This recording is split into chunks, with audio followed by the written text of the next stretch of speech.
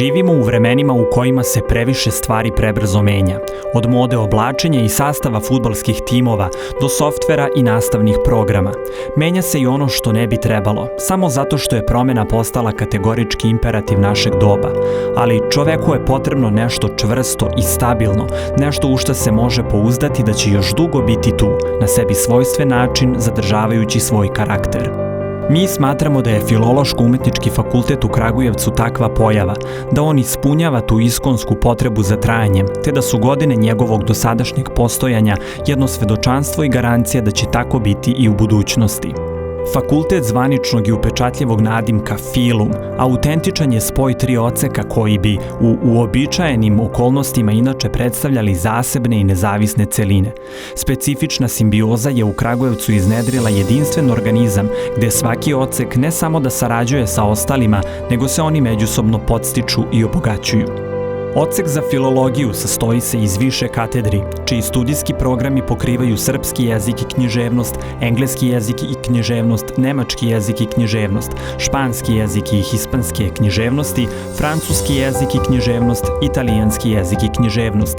Pored toga, u okviru odseka deluje i Centar za srpski kao strani jezik, a akreditovani su i neki programi doktorskih studija.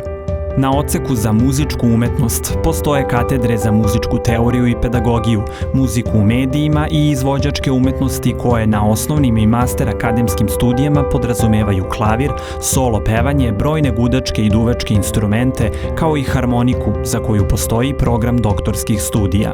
Odsek za primenjenu i likovnu umetnost, čija se nastava obavlja na najviše lokacija u gradu, obuhvata 3 katedre za grafički dizajn, za unutrašnju arhitekturu i slikarstvo, a akreditacija doktorskih studija je u toku.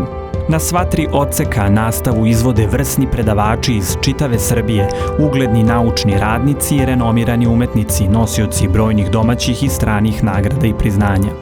Filum, međutim, nije institucija zatvorena u okviru svojih namena i užih kompetencija, već je od one vrste čiju aktivnost prati čitav grad.